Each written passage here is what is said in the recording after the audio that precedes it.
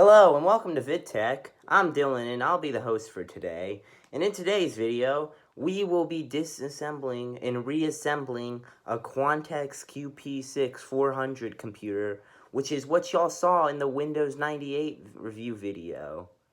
Let's start with disassembling it first.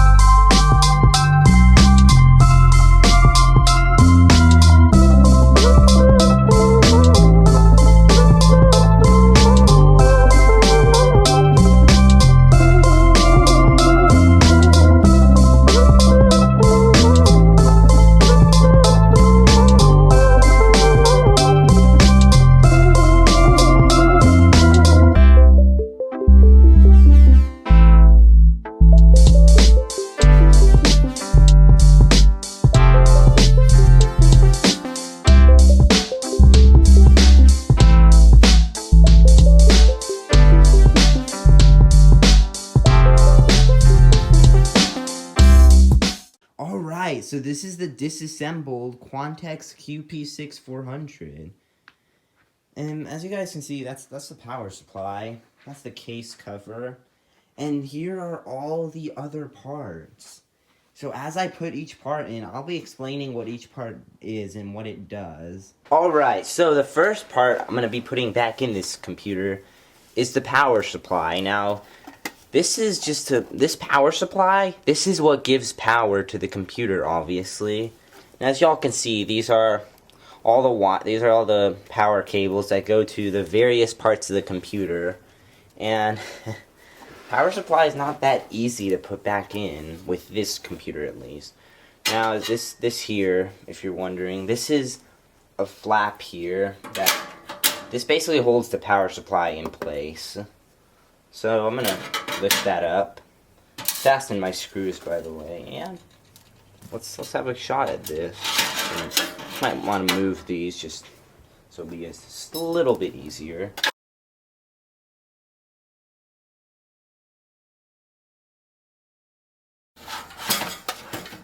And we got it. I got it. Finally. Got that thing in. And now, this flap, I will put it back here where it goes.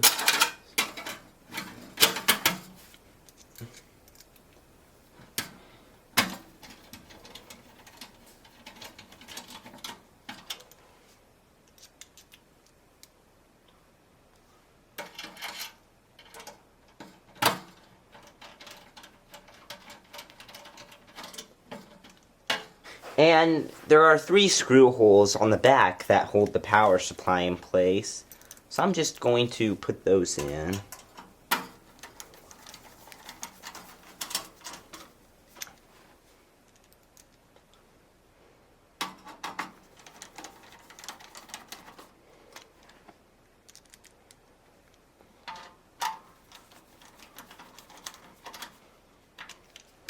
And now this, what y'all are looking at, is the motherboard of this computer. And these are the RAM sticks. Now, each stick has 64 megabytes of memory, which for Windows 98, 128 megabytes is really good. And I'm just going to put these back in here. And it's simple. With memory, you just gotta put it in the right way. And just simply push it in. And that's it. And on to the second one, same thing. Same thing.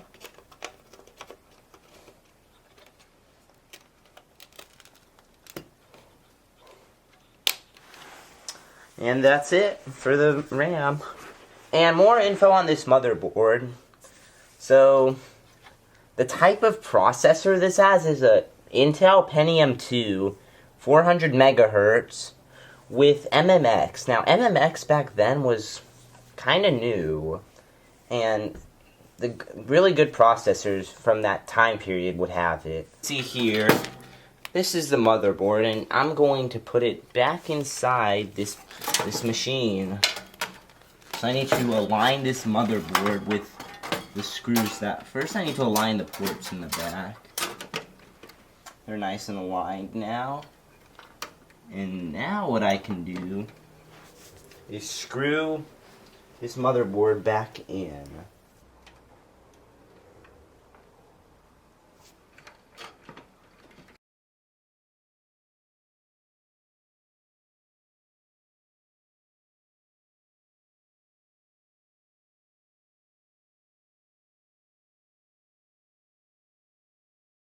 Last but not least, we got this guy right here. Now the motherboard, it's back in place. And you all see this right here. Now these are wires that control stuff on the front of the computer, like, for example, the power button. So these wires, like for example, the power button one, it'll transfer the signal from the power button to the motherboard, and then it signals to turn the motherboard on, which turns everything else on, like the hard drive and basically everything else. So now I need to make sure to put everything in the right place. And if I remember correctly, this red one, I think this red one goes at the end. I memorize these. Try to memorize these by color, by the way. Then next to the red one would be the yellow one.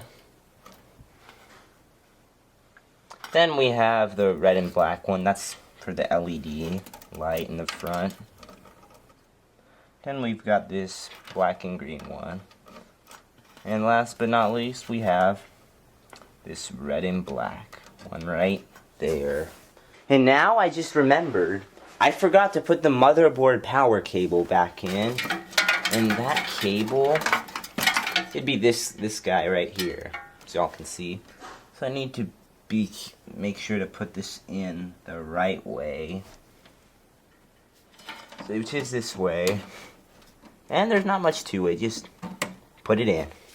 And if you hear the click, that means it's fast in. Alright, so now what I'm going to do is I'm going to put the cards. You see these slots? Those are for some PCI cards and the graphics card. So basically what I'm going to do is I'm going to be putting those back in. So this right here is the graphics card. It's some kind of NVIDIA, if I remember correctly. I don't really know the details, but this is a pretty good graphics card from the Windows 98 era. So let's put it back in here.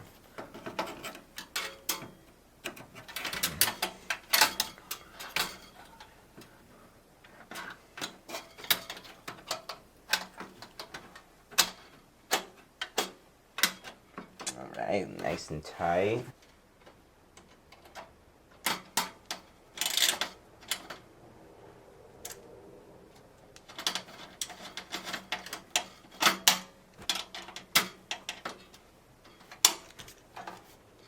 Alright, so in this sound card we have the speaker port, the microphone port, and a sound input port. Now, for this blue port, things like MP3 players would normally be plugged in here. And here we have a game port, which is used for MIDI pianos, if I remember, I believe. And now I'm going to put this in.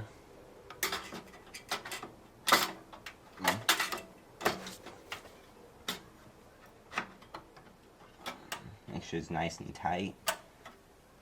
Then I get the screw on my screwdriver.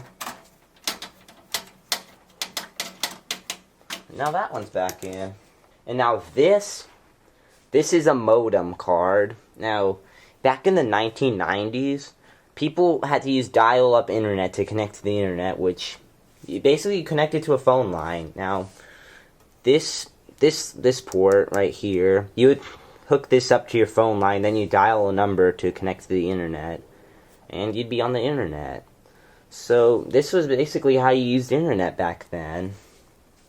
And I'm going to put this guy in.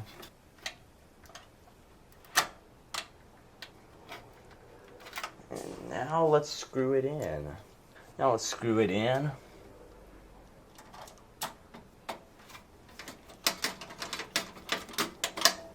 Okay, so now for the front of the computer. What I'm going to start off with is this. Now this is a zip drive. As y'all can see, it's inside a bracket so it can fit in a 5.25 inch bay. And yeah, I'm gonna start off by reinstalling this. It's not much to it, just simply slide it in. But I'm gonna need 4 screws to hold it in place. No guarantee that won't move around without those screws in there. Got 1 screw. Got 2 screws. Now in here, the screws can get pretty tricky. Now, it may not look that hard. It's not terribly hard, but it like I said, it can get tricky. Just gotta make sure that your screws will stay in place. And now, all I need to do is get the IDE connector onto the zip drive.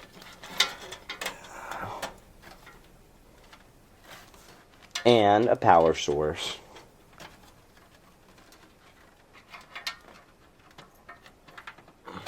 So now the next drive I'm going to be putting in is this. Now this is a CD drive. This is not a DVD drive, so means DVDs won't play in here, so y'all can see. So just like the zip drive, just simply slide it in, even though this one requires a little bit more work. There we go. I just simply screw it in.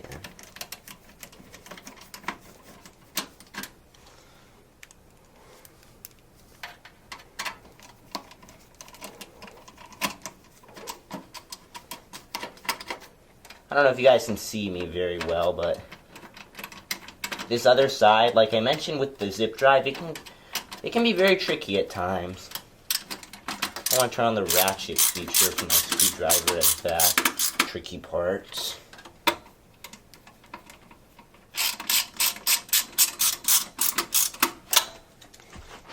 And now, just like with the zip drive, with the CD drive, I just put in the power cable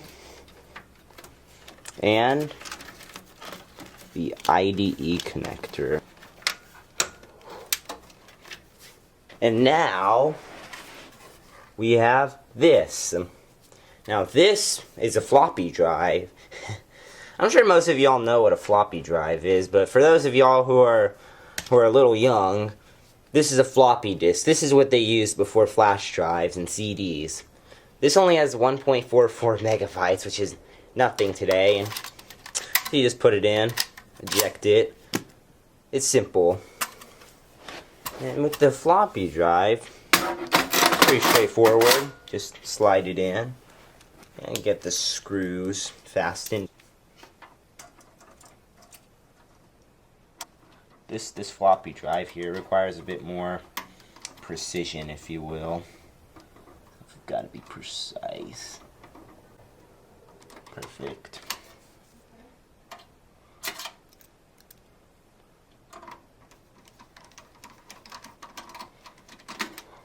And just like with the zip drive and the CD drive, you gotta get those back screws in. Y'all can see what I'm doing with my hand. I know it's weird, but it's necessary to hold it the drive. Now we do the same thing with this screw. Okay, so floppy drives, when it comes to the data cable and the power cable they use, they're different. Now, you can't see it where you're supposed to connect them, but this is a floppy drive power cable right here. Just plug it in there where it's supposed to go. Yep, just like that. And now floppy drives, they use a smaller IDE connector, which is what I am showing right here. And so I just simply plug that in. And that's it. And now, the last thing we put in back into this computer is this. This is a Western Digital 13 gigabyte hard drive. Now, you're probably thinking, well, 13 gigabytes is nothing today. That's right. But for Windows 98, 13 gigabytes was massive. Like, people thought that that's all they would need for the rest of their lives, but times have obviously changed, but this hard drive back then was insane. This hard drive is pretty tricky to reinstall, and it goes down there. Actually, no, it's not terribly tricky. It'll rest on that platform, but since it is a hard drive, you really, and I mean really, want to screw it in. You just can't let it hang there. You have to secure a hard drive.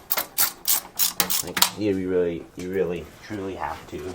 So I forgot to do one thing, and that is to reconnect the hard drive. Yeah, I goofed up again. Right. Just like with the CD drive and the zip drive, got the power cable, and you've got this IDE connector. Boom. Simple as that. So now, the last part is going to be putting the case back on this machine. So this case it's back on. And now, to conclude the rebuild of this Windows 98 machine, we're gonna put these 3 screws on the case cover.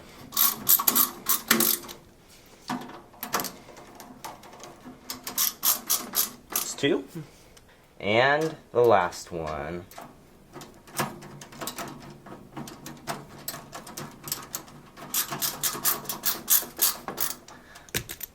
And that's it. We have successfully disassembled and rebuilt the Windows 98 machine. Let's give it a test. See, we've got the Quantex QP6 400 hooked up back to the old computer parts. They're not terribly old, but you all get the point. So we're going to see if this machine boots up. Just gotta press the power button. Guys, we successfully disassembled and rebuilt this. So there you have it. That's how you assemble a Quantex QP6 400. I hope you enjoyed the video, and I also hope that y'all learned something from this video as well. If you enjoyed, then please leave a like, and if you're new, then subscribe to this channel, because if you like this, then there's more videos like this. And for now, this is Dylan signing off. Have a good one.